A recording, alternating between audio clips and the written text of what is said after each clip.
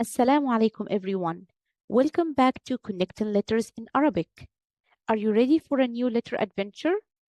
Today we'll meet new Arabic letters and see how each letter looks at the beginning, in the middle, and at the end of the word. Let's watch, listen, and have fun together. Ba. Ba at the beginning of the word, it comes connected to the following letter. In the middle of the word, it's connected to the previous letter and the following letter.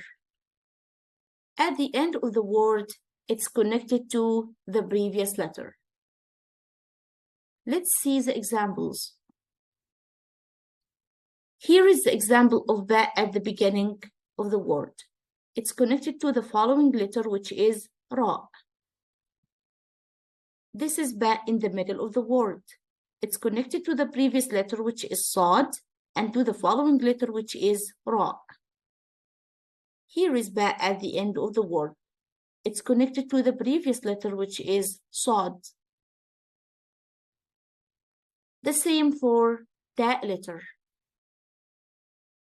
Ta at the beginning of the word comes connected to the following letter. In the middle of the word, it's connected to the previous letter and the following letter, like ba. At the end of the word, it's connected to the previous letter only. And sometimes, at the end of the word, ta comes like little circle which has two dots above each other. And this is, we call in Arabic, ta marbuta.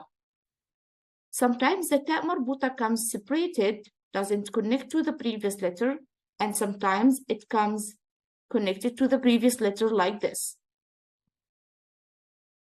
Let's see the examples. This is the example of ta at the beginning of the word. It comes connected to the ayn letter. And this is ta in the middle of the word. It's connected to the previous letter, which is ba, and to the following letter, which is ra. This is the example of ta at the end of the word. It comes connected to the previous letter, which is sin. And this is the example of ta marbuta. It comes without connected to the previous letter, because the previous letter is ra.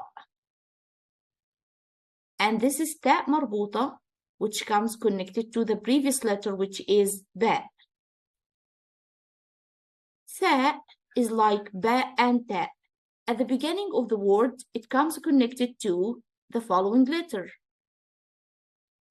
In the middle of the word, it comes connected to the previous letter and the following letter.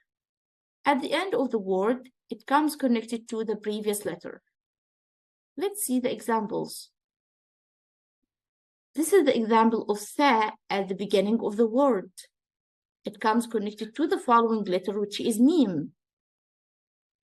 This is the example of tha in the middle of the word.